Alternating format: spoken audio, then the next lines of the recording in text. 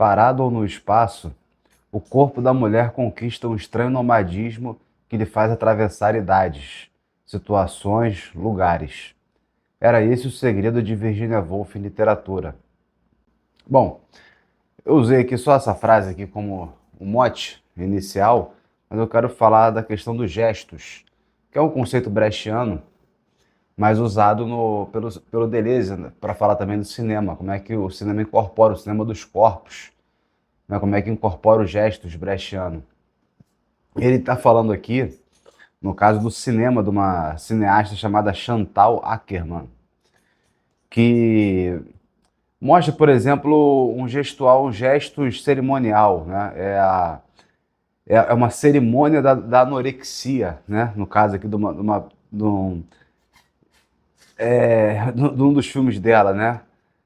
Enquanto que essa heroína, né, encadeia as posturas asilares infantis, involutivas, conforme o modo da espera, contando os dias, uma cerimônia da anorexia. É uma moça que está presa num quarto, né? Enfim, ela tem esse gesto, essa cerimônia, cerimonial próprio, né? Na vida, presa no quarto que fala assim, numa casa, num lugar, né? E tem todo esse, acho que pulsa, né? São estados pulsionais do corpo mesmo aparecendo. Então, existe esse lugar, né, do corpo feminino, das pulsões, a partir do corpo das mulheres, que faz elas conquistarem um estranho nomadismo que atravessam idades, situações e lugares. Ele associa isso a Virginia Woolf. Esse é um tipo. E tem uma sequência, na sequência dessa citação, aí a gente consegue conectar aqui com o restante da história, é o seguinte: o estado do corpo, os estados do corpo segregam a lenta cerimônia que religa as atitudes correspondentes e desenvolve um gestos feminino que captura a história dos homens e a crise do mundo. Os estados do corpo segregam a lenta cerimônia. Então, essa segregação, essa secreção, né? Essa coisa que vem do corpo é, é que contamina a história, né? Não é a história que vai criar personagens. Acho que esse é um primeiro ponto para poder se destacar nessa questão, né? É o corpo que cria a história, não a história que cria corpos ou personagens, heróis, etc. E de outro lado, gestos femininos que capturam a história dos homens e a crise do mundo, porque enquanto você vê, como se fosse no microscópio, né, essas pulsões, essa vida interior, né, mas a partir de um corpo, esse é o corpo que força a pensar, né, toda essa ideia aí do Deleuze, o que pode um corpo, uma coisa aí do Spinoza, espinosista, mas é, os homens, ele na verdade só cumprem funções padronizadas. Então, por isso que é esse corpo feminino que vai contar a história do mundo. Ele pode estar sedentário, pode estar no nomadismo, mas fazendo, né, movimentos muito particulares que vão dar a ponto de diferença na história e vai realmente colocar ela para modular. Tá? Aí seria a questão da Chantal, né? Essa coisa. Mas ele também diz o seguinte, veja bem, quando Casavete diz que as personagens não devem vir da história ou da intriga, mas é a história que deve ser secretada pelas personagens, ele resume a exigência de um cinema dos corpos. A personagem fica reduzida às suas próprias atitudes corporais, e o que deve sair disso é os gestos, isto é, um espetáculo, uma teatralização ou uma dramatização que vale para toda a intriga. Enfim, e aí então ele vai mostrar, enfim, uma série de exemplos, né, no cinema, a questão do ritual cotidiano, do ritual cerimonial, dos gestos cerimoniais, dos gestos cotidianos, etc e tal. Mas o importante é o seguinte,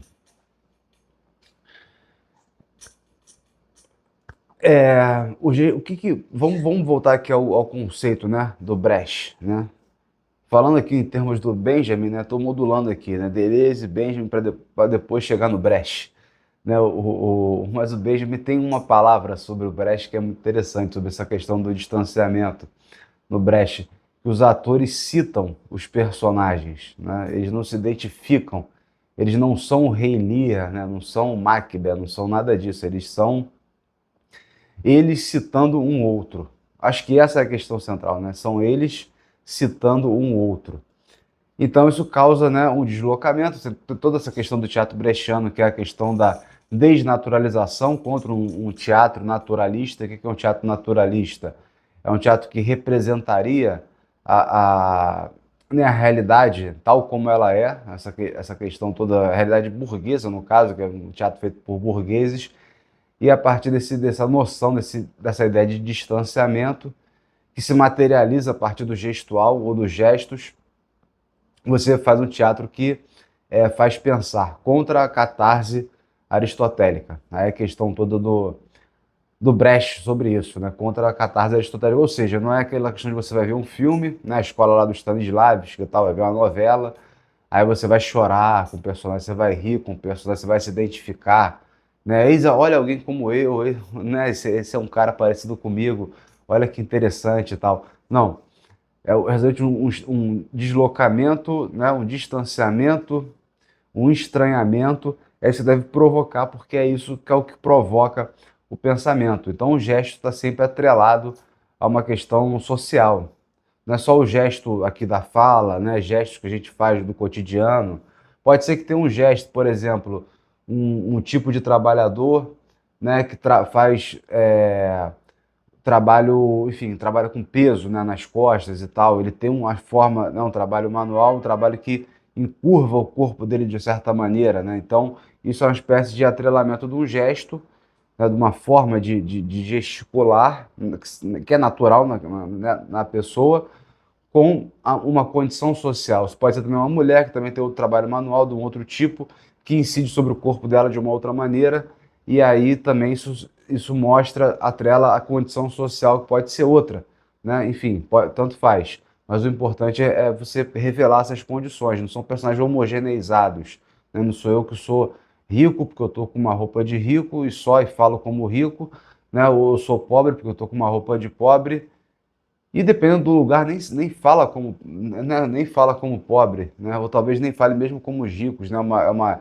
língua média, homogênea, que acaba, enfim, essas grandes produções fazendo, reproduzindo. Pensando em termos até de Brasil, ser uma coisa meio contra, né? Seria contra essas produções melodramáticas e tal, e televisivas de um modo geral, novela tal e tudo mais, né? Enfim, mas isso é uma crítica muito baixa, muito rasa, assim, a princípio, mas é porque ela é muito óbvia. Então, o ator, se ele cita o personagem, né, ele mostra o personagem, ele não é o personagem.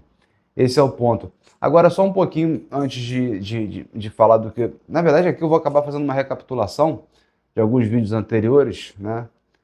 Quase uma indução aí, se vocês maratonarem, aguentarem, enfim, né? Esses temas aí. Mas dá para fazer uma recapitulação de uma série de vídeos que eu venho agora resgatando aqui, né? Vídeos ou gravações, que também está lá nos streams também, no podcast, né? A questão é a seguinte, calma aí. Então o gesto ele desnaturaliza, por exemplo, outro exemplo de gesto, bem escolinha. Uma moça pobre, né, toma uma cadeirada do marido. Em vez dela gritar de dor, enlouquecer, chorar, xingar o cara, não, isso é da peça esqueci qual é a peça do Brecht, mas a moça corre para poder, sente a dor e tal, mas ela corre para poder recuperar ali, ver como é que se ela consegue não perder a cadeira, né? Porque enfim, ela é muito pobre, aquela cadeira ali é importante. Então isso aí é um gesto, né? Não vai chorar, não vai xingar, não vai bater, não, vai estar preocupado com a cadeira. Ou o caso do rapaz, do garoto que se suicida, ele é esculachado pela família, ele não consegue nada, que isso e aquilo, e aí ele vai se tacar da janela. Só que aí antes dele se tacar da janela, ele tira o relógio, né, coloca em cima da mesa e aí ele se taca. Então, né, marca ali né, essas relações de posse e tal, de propriedade, que isso fica bem marcado. Até para talvez mostrar que ele é uma pessoa honrada, vamos dizer assim, né? Deixou ali a única coisa que ele tinha de valor, mesmo sendo esculachado pela família, ele ainda deixou algo ali para eles, né? De valor, ó, o que eu tenho de valor, já que vocês querem isso, vocês querem dinheiro, né? Então o que eu tenho aqui eu deixo para vocês e vou partir. Vocês não me querem, querem o meu dinheiro. Então toma aqui o dinheiro que eu tenho e eu vou me embora. Pode ser interpretado dessa maneira, né? É interessante essa questão do gesto que dá para criar uma multiplicidade de interpretações. E o caso clássico da mãe Coragem, que quando também ela morder a moeda, né, para ver, enfim, se é uma moeda mesmo de verdade e tal, uma moeda de prata, é uma forma de né, mostrar a relação dela com o dinheiro, mas o clássico é quando o filho dela morre, aí diz lá que tem uma representação clássica, né, que essa atriz, esqueci o nome da atriz, eu esqueço o nome, né, eu vou nas ideias aqui, às vezes esqueço os nomes correspondentes, mas essa atriz, ela vira pro lado assim, né, como em Guernica, eu acho que eu já falei isso em algum outro vídeo, com certeza eu falei. Ela vira pro lado e tal, e dá um grito mudo, né? Né, um urro, sei lá, um grito mudo, porque mostrando a contradição, ela não vai chorar, "Ah, meu filho, perdi meu filho", e todo mundo chora junto. Não, porque ao mesmo tempo que ela lucrava com a guerra, ela perde com a guerra, né? Então mostra essa ambivalência aí né, o filho dela estava na guerra, um soldado da guerra, mesmo assim ela gostava da guerra porque a guerra fazia ela lucrar. Então mostra essa contradição. Então, os gestos como essa forma de fugir do teatro naturalista. Agora, a associação que eu queria fazer, eu vou tentar fazer com alguma calma, apesar de eu estar com 10, 15 minutos aí de objetivo de filme, de gravação, mas enfim, é com o Eduardo Coutinho, né? Exatamente, acho que esqueci qual foi o vídeo que eu falei do Eduardo Coutinho, acho que foi o vídeo sobre o Jean Rouch. Eu vou deixar no card aí, com certeza é isso. É o vídeo sobre o Jean Rouch. Mas o Eduardo Coutinho também ele tenta, se for pegar a história dele no filme, é que eu tenho tanta dificuldade de colocar o Eduardo Coutinho como documentarista, assim, né? Ele faz uma outra coisa, né? Também não sei se é um gênero híbrido, ele faz uma ficção de outro tipo, vamos dizer assim. Mas ele vai descontextualizando, né, conforme a evolução da carreira dele, até chegar em As Canções, por exemplo, que é um filme que mesmo as pessoas vão para cantar uma canção da vida delas, a canção que é a mais importante da vida delas, mas mesmo na explicação que as pessoas dão sobre por que aquela canção é tão importante, ele corta em várias partes, sabe? Fica de junto, sabe? Parece que o mais importante é produzir aqueles puro atos de fala, né, do Coutinho ali, enfim, ele vai tirando, né? Você vê que nos jogos de cena ele já vai para um teatro, né? Quando ele vai filmar o filme Princípio, ele está num sertão, ele volta ao retorno ao sertão, né? E aí esse filme eu acho muito interessante, porque o filme Princípio ele está entre o Santo Forte, que foi a virada documental do Coutinho, quando ele bota a câmera digital e as pessoas podem ficar falando por muito tempo, ele pode ligar a câmera rápido e captar algum momento inesperado e depois montar isso. Então o Santo Forte foi uma virada, né? Ele chega a falar que aquilo é uma conversão do olhar, uma coisa meio que parece que ele está lendo o Perreador, né? Isso é muito característico ali, pelas entrevistas que eu vi, né? Tem uma conversão do olhar, né? Ele tenta converter o olhar dele no olhar do outro e tal, através daquelas histórias. Então, tem um Coutinho nessa questão aí do, do como é que é? Santo Forte, e depois jogos de cena que ele vê que as pessoas estão fabulando, as pessoas estão mentindo, mentindo entre aspas, né? Estão fabulando, fabricando a própria memória, não interessa se é verdade ou se é mentira, e já que é isso, já que o jogo é esse, aí ele cria os jogos de cena que é essa brincadeira entre verdade e mentira, naquele revezamento de personagens, de pessoas que estão falando de si, e né, atrizes falando de outros, enfim, aquela coisa lá que a gente conhece dos jogos de cena. Então, o filme, o princípio, está entre um e outro. E como ele volta para o sertão, vai para Araçás e tal, enfim, numa localidade ali próxima de onde ele filmou o Cabra, né? Como se fosse um retorno, né, aos princípios dele. Só que já de uma maneira completamente diferente, né? Ele está nesse momento de maturidade, né, entre dois momentos grandes da cinematografia dele. Tem o primeiro momento do Cabra, o segundo momento do Santo Forte, o terceiro momento de jogos de cena. Vamos colocar, esquematizar assim. Então ele está passando do segundo para o terceiro momento no filme, o princípio. E aí, quando ele está passando para esse terceiro momento, ele retoma o primeiro momento dele do Cabra. Só que aí já não tem o sertão das lutas campesinas, não tem o sertão político, o sertão, sabe, o mesmo sertão da fome não é evidente a princípio. São diálogos com pessoas idosas a respeito da morte, né? O mais interessante é que foi um filme que não foi feito para ser isso, né? Ele foi um filme que foi feito sem roteiro, ele foi para o sertão e foi ver lá o que, que acontecia. E acabou que ele teve esse acesso às pessoas mais velhas. Muitas das conversas giraram em torno dessa questão da morte, né? Enfim, elas já estão próximas à morte, o Coutinho também já estava mais velho e tal, então isso meio que encaixou, né? E então, o que acontece? Você tem, de fato, então, essa linguagem arcaica desse sertão, que é o mesmo sertão do Guimarães Rosa, tu vê a fala dos personagens falando, né? Esse sertão que está acabando, essa linguagem, esse mundo patriarcal que está se dissolvendo, ele recupera isso, um dos objetivos dele era isso, é recuperar isso antes que aquilo acabasse, né? Essa linguagem, e tal, esses gestos e tal. Mas, mas você só tem um acesso, você tem um acesso puro a essa linguagem, eu falei do ato de fala puro, né? Você tem um acesso puro a essa linguagem, a esses personagens que viveram, vamos dizer assim, o auge, ou bem esse período, e todos os temas sociais, ou temas de contexto, são acessados só secundariamente, né? Secundariamente, por exemplo, a questão da morte é presente não só por causa da idade, é a morte porque muitos. Tem uma história de uma moça que teve 14 filhos e 2 sobreviveram, enfim. Mortalidade infantil muito grande, as pessoas lutaram contra a seca durante muito tempo, isso aparece, mas nas entrelinhas, sabe?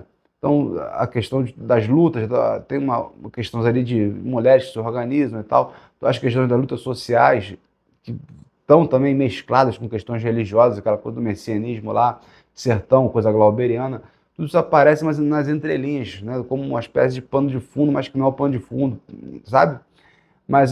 Porque o pano de fundo, na verdade, não tem, é só um primeiro plano dos rostos, né? Dos rostos expressando aqueles afetos, e se tem um plano de fundo, talvez seja a própria equipe do Coutinho trabalhando, tentando produzir aquele documentário, e e o Coutinho, né, entrando na história dos velhos, sem querer, né, ele acaba abraçando e não sei o que, se envolvendo. Então, é como se fosse o pano do pano de fundo, numa terceira ou quarta camada que a gente consegue reconstruir o que seria o contexto imediato direto, em termos de reconstituição de época. Isso é um ponto. Agora, o outro ponto é o seguinte: o gesto, né, o que acontece? Né? O ator, no Brecht, ele é um ator pensante, né? Então é um ator que ele vai provocar. Pode ser que ele crie um gesto em cena, né? Ou esses gestos vão se desenvolvendo à medida que as peças vão sendo interpretadas, né? Mas ele é alguém pensante, a peça está pré-programada, né? E a pessoa meio que está, como é que é, doutrinada também na forma que o diretor quer fazer a peça. Então tudo é mais ou menos feito anteriormente, né? Pré-fabricado. E no cinema, com a câmera na tua frente, a coisa vai acontecendo enquanto vai sendo filmado, né? Então não tem nada prévio. A câmera meio que enquadra, e a pessoa sabe que está falando para a câmera. Então ela prepara um discurso que é um discurso para a câmera, né? E ninguém sabe que discurso vai ser esse. Acho que nem as pessoas que estão próximas ali vão saber. Você sabe como é que você vai falar diante de uma câmera, né? De um outro que vai estar te filmando?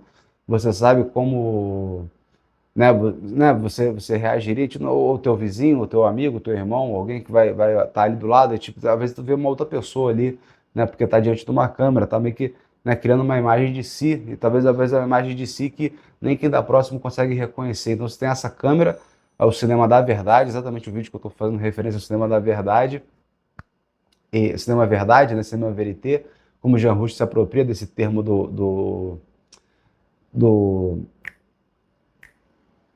o Vertov, do Vertov, né? Mas então essa câmera ela provoca, né, uma certa verdade, ela provoca uma verdade que é uma verdade da câmera, diria o Jean Rouch. Então ali você está o gesto, mas o gesto no sentido de que você já não tem um ator, né? E também você não tem um diretor propriamente dirigindo alguma coisa. Você tem o que o Deleuze chama do autor como intercessor. Ele cria intercessores que vão falar por ele, né? Ele traz esses intercessores. É o cinema do terceiro mundo, é essa memória que cria o mundo, toda a memória do mundo. Se o mundo tem uma memória, é a memória que está no terceiro mundo. O primeiro mundo não precisa de uma memória, ele não, né, não tem o que, enfim, eles já estão bem demais, né? A memória, as dores, os sofrimentos, as dificuldades. Se o mundo tem uma memória é por causa do terceiro mundo. E esse ato de fala, né, ele vai dizer, isso é muito interessante, né? Esse ato de fala, o ato de fala tem várias cabeças, né, que você vai, né, enfim, tem várias cabeças. Ah, não, não é nem essa parte. Não, não é isso não. O ato de fala tem várias cabeças e pouco a pouco planta os elementos de um povo por vir, como o discurso indireto livre da África sobre si mesma, sobre a América, sobre Paris. Em regra geral, o cinema do terceiro mundo tem esse objeto, através do trânsito da crise, constituir um agenciamento que reúna partes reais, para fazê-las produzirem enunciados coletivos, como a prefiguração do povo que falta.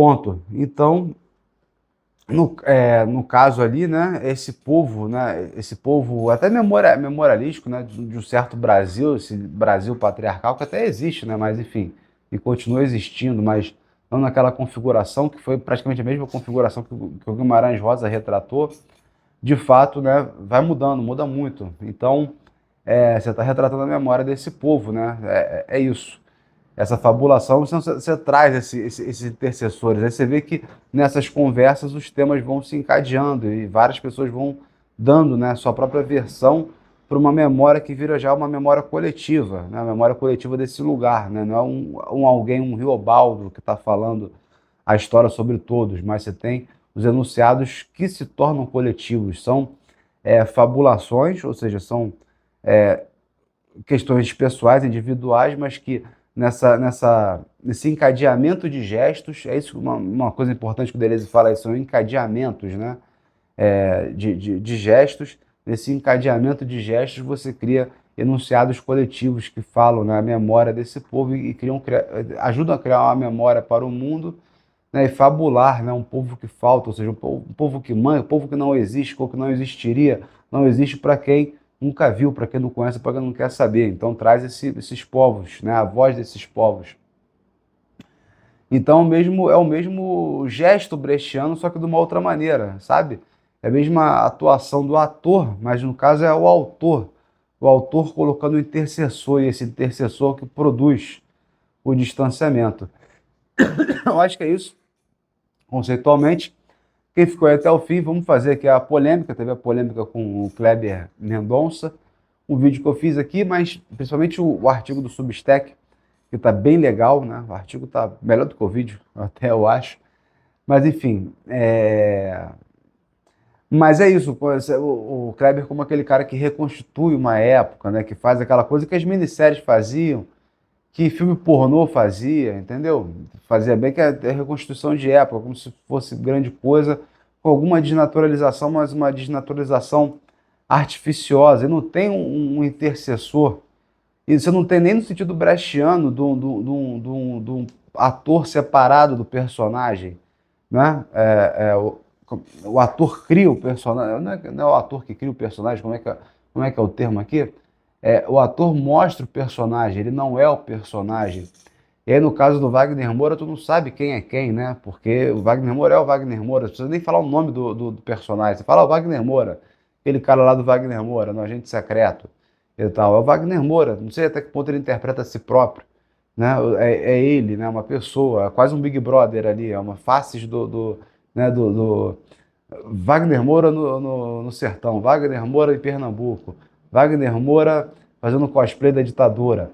Então, sabe, não tem nesse cinema de estrelas, é isso que está lá no artigo, principalmente, nesse cinema de estrelas não tem espaço, né, para a emergência desse povo. E o povo, no caso lá do Kleber, é um povo figurante que orbita ao redor desse sol aí, que é o Wagner Moura, mesmo aquela senhorinha simpática e tal. Enfim, não é um figurante para no sentido passoliniano, pelo contrário, né? O Pasolini chegava a escandalizar com os figurantes que ele colocava como personagens principais. Ou mesmo que o Karim Anus faz, né? Enfim, com seleção com pessoas locais e tal. E às vezes alça essas pessoas a um estrelato interessante, né? Que os filmes dele acabam tendo alguma repercussão. O Céu de Sueli, vamos colocar aí. O próprio Motel Destino e tal, enfim, pessoas totalmente, né, desconhecidas podendo protagonizar um filme que vai ter uma circulação nacional, uma circulação internacional também interessante, não tão grande como se gostaria. E o Fábio Assunção, no caso, que é o estrelão, todos os diretores praticamente fazem isso, né, de trazer uma estrela aí de nome para o filme, que é para poder chamar mesmo, né, a atenção tipo, dar uma credibilidade, né? É igual contratar influencer para poder fazer propaganda, né? É dar credibilidade para você, mas está longe de colocar o Fábio Assunção ali como sol, né? Onde tudo orbita, muito pelo contrário. Então é isso. Então você tem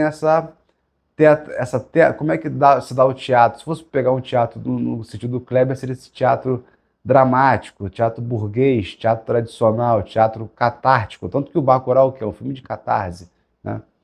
E, enfim, botando o Coutinho como né, um nível máximo, alguém já barizado com o tempo também. Eu gosto muito do Cláudio Assis, do Karim Ainuz, de outros. Mas, enfim, como um contraponto, você vê como é diferente. Você tem essa desnaturalização, distanciamento, estranhamento, coisas que fazem a gente pensar que o contexto é aquele, né? O contexto nunca é dado, que pessoas são aquelas, que linguagem é aquela, fica tudo entredito, não dito, né? Enfim, e a linguagem, né, seria só sobre a morte, ou seja, engana completamente, enquanto o outro filme não, tá falando uma história que é um chavão, que todo mundo sabe, com algumas nuances que ainda são mentirosas, mas aí, enfim, tá no artigo ou tá na Estética da Dependência aí, que é o curso. Eu não gaguejo, assim como eu gaguejei no início desse vídeo, porque eu estava tentando, né, fico nessa coisa entre citar e falar direto. Eu prefiro falar direto, mas dessa vez aqui eu voltei a citar. Então é isso. Um abraço aí, beijo todo mundo, quem está chegando, quem já chegou, né? Fico feliz aí por esse retorno aqui, tá sendo bacana. E é isso, um beijo para todo mundo.